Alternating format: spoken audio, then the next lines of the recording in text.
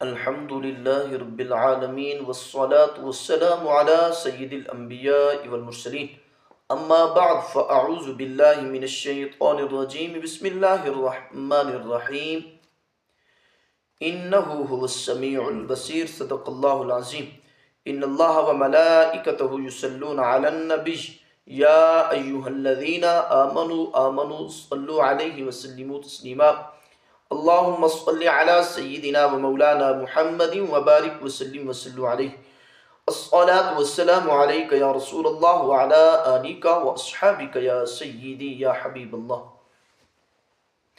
حمد و صلات کے بعد میرے پیارے ناظرین، ہمارا آج کا سبق شب معراج کے حوالے یعنی سفر معراج کے حوالے سے ہے۔ حضور علیہ السلام کو 27 رجب المرجب کو جو معراج کرائی گئی تھی اس حوالے سے ہے، اور سورہ اسراء کی پہلی آیت کا آخری جملہ ہے، ارشاد ربانی ہے اِنَّهُ هُوَ السَّمِيعُ الْبَصِيرُ۔ اسی جملے کے تحت صاحب نور العرفان لکھتے ہیں اِنَّهُ هُوَ السَّمِيعُ الْبَصِيرُ۔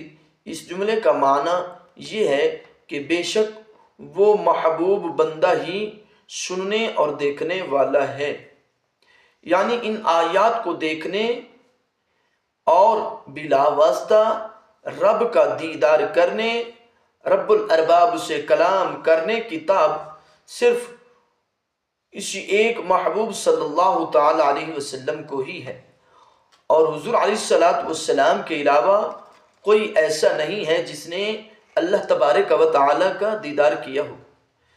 اسی لیے تو میرے آقا کی ذات پہ نبوت کا دروازہ بند ہوتا ہے، جیسا کہ حضرت سیدنا آدم علیہ السلام سے لے کر عیسیٰ روح اللہ تک جتنے انبیاء و رسول اے امت کو جب یہ حکم سناتے رب الارباب کا کہ اسلام کا کلمہ پڑھو، کہو قولوا لا الہ الا اللہ، کہ اللہ ایک ہے، پڑھو لا الہ الا اللہ، اللہ ایک ہے، اس کے سوا کوئی معبود نہیں، وہ اکیلا ہی بادشاہ ہے، اللہ ایک ہے، تو قوم ایک سوال کرتی کہ بتاؤ تم نے رب کو دیکھا ہے؟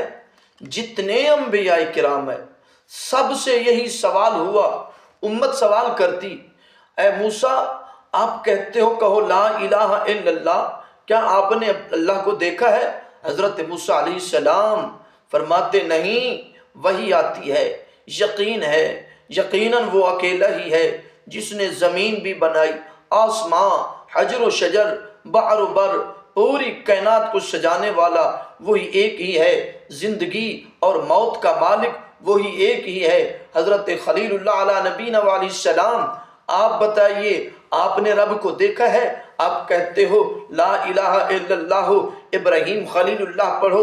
یہ قوم نے جب یہ سوال کیا تو جواب حضرت ابراہیم علیہ السلام نے بھی یہی دیا، وحی آتی ہے، فرشتہ آتا ہے، یقین ہے اللہ ایک ہے، جو مشرق سے سورج طلوع کرتا ہے، مغرب میں غروب کرتا ہے، جو ماں کے پیٹ کے اندر بھی رزق دیتا ہے، جو جناب من اس دنیا میں بھی رزق دیتا ہے، زندگی کا بھی مالک ہے، موت کا بھی مالک ہے۔ قوم نے کہا یہ کیسے ہو سکتا ہے؟ خدا کا کہتے بھی ہو کہ ایک ہے، دیکھا بھی نہیں ہے۔ جب میرے آقا علیہ السلام کی باری آئی تو کسی نے پوچھا کہ یا رسول اللہ کیا آپ نے اللہ عز و جل کو دیکھا ہے؟ تو کریم نے کیا فرمایا رأیت ربی عز و جل فی احسن سورہ، ہاں میں نے اپنے رب کا دیدار کیا ہے، میں نے اپنے رب کو دیکھا ہے۔ یہ جتنے انبیاء کرام تھے وہ بھی گواہ تھے، لیکن یاد رکھیے گواہی پکتی اس وقت ہے، گواہی کا ثبوت مکمل اس وقت ہوتا ہے جب کوئی واقعے کا عینی شاہد آ جائے، جب کوئی واقعے کا عینی شاہد آ جائے۔ جب پہلے گواہ تھے ان سے پوچھا گیا کیا تم نے یہ خدا کو دیکھا ہے؟ تو کہا نہیں دیکھا۔ جب میرے آقا کریم آقا نے فرمایا ہاں میں نے اپنے رب کو دیکھا ہے، تو اب کسی اور کی ذلی بروجی کی، وہ قادیانیوں کی، وہ کانے دجال کی، کسی اور کی ضرورت نہیں، بلکہ میرے آقا عینی شاہد ہے۔ رب الارباب نے نبوت کا دروازہ بند کر دیا کیونکہ اب وہ آ گیا جس نے رب کو دیکھا ہے۔ حضرت سیدنا ابراہیم علیہ السلام کو بھی میرے رب نے معراج کرائی تھی، وہ بھی قرآن کریم کے اندر موجود ہے۔ سورہ انعام کی آیت نمبر 75 کے اندر ارشاد باری تعالی ہے، وَكَذَلِكَ نُرِي إِبْرَاهِيمَ مَلَكُوتَ السَّمَاوَاتِ وَالْأَرْضِ وَكَذَلِكَ نُرِي إِبْرَاهِيمَ مَلَكُوتَ السَّمَاوَاتِ وَالْأَرْضِ، اسی طرح ہم نے دکھائی ابراہیم علیہ السلام کو ملکوت السماوات والارض، ساری بادشاہی زمین و آسمان کی۔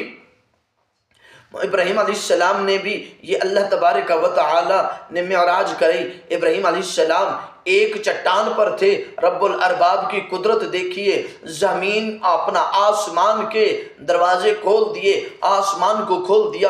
ابراہیم علیہ السلام نے جب نگاہ دوڑائی آسمان کی طرف، وہ ہر چیز نظر آ گئی، حتیٰ کہ اپنا محل بھی دیکھ لیا، اپنا محل بھی دیکھ لیا، تمام آسمانوں کو دیکھ لیا، اور اس کے بعد جب زمین پر نظر دوڑائی تحت الثری تک تمام زمینوں کو دیکھ لیا۔ اللہ تبارک و تعالی نے یہ زمین کو کھول دیا، لیکن حضرت ابراہیم علیہ السلام کی نگاہ اور ہے، مصطفیٰ کی نگاہ اور ہے۔ جب حضرت ابراہیم علیہ السلام نے دیکھا ہے گناہ گار امت کو تو بد دعا کی ہے۔ جب مصطفیٰ کو پتھر مارنے والے تھے، اللہ نے فرمایا محبوب یہ طیف والے آپ کے ساتھ زیادتی کر رہے ہیں، مکے والے زیادتی کر رہے ہیں، محبوب اگر آپ کہو تو میں ان کو دو پہاڑوں کے درمیان پیش کے رکھ دوں، ان کے اوپر عذاب دے دوں۔ وما کان اللہ لیعذبہم وانت فیہم وما کان اللہ معذبہم وہم یستغفرون۔ میرے محبوب اگر آپ چاہو تو ان کے اوپر عذاب دے دوں۔ تو کیا ہوا؟ میرے پاک نبی علیہ السلام نے فرمایا مولا کیا کہے گا زمانہ، رحمت للعالمین نبی بھی موجود تھا، پھر بھی امت کے اوپر عذاب آیا۔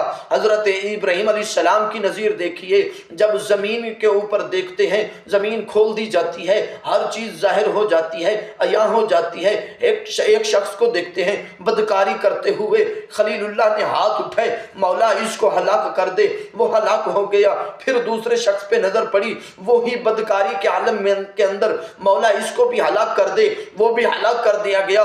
تیسرے انسان پہ جب نظر پڑی اسی عالم کے اندر، وہ بھی بدکاری میں مبتلا تھا، دعا کا ارادہ کیا، رب الارباب نے فرمایا اے میرے خلیل، اے میرے محبوب بد دعا نہ کرنا، تو میرا خلیل ہے، تو بد دعا کرتا جائے گا میں قبول کرتا جاؤں گا، میری مخلوق ہلاک ہو جائے گی۔ اے میرے خلیل میری گناہ گار مخلوق سے میرا تین طرح کا تعلق رہتا ہے، جب میرا گناہ گار بندہ گناہوں سے توبہ کر لیتا ہے میں اس کی توبہ قبول کر لیتا ہوں، یا نمبر دو اس کی اولاد میں سے کوئی نیک صالح اولاد پیدا ہوتی ہے، وہ میری بارگاہ میں گڑ گڑا کے دعائیں کرتی ہے، میں اس کی دعا کو قبول کر لیتا ہوں۔ تیسرا یہ ہوتا ہے اگر وہ نہ مجھ سے توبہ کرتا ہے نہ اس کی نہ اولاد کو نیک تعلیم دیتا ہے، فرمایا گناہوں کے عالم میں وہ ملوث ہو کر مر جاتا ہے تو پھر اس کے لیے جہنم ہے۔ تو پیارے اسلامی بھائیوں، حضرت ابراہیم علیہ السلام وہ ہستی ہیں جن کو زمین و آسمان دکھائے گئے، میرے آقا وہ ہیں جن کو رب الارباب نے اپنا دیدار کرا دیا۔ انشاءاللہ الکریم کل کا جو ہمارا سبق ہوگا وہ ہم یہ کریں گے کہ میرے آقا زمین سے آسمان کی طرف کس طرح اس شان و شوقت سے تشریف لے گئے۔ اللہ پاک ہم سب کا حامی و ناصر ہو، آمین ثم آمین۔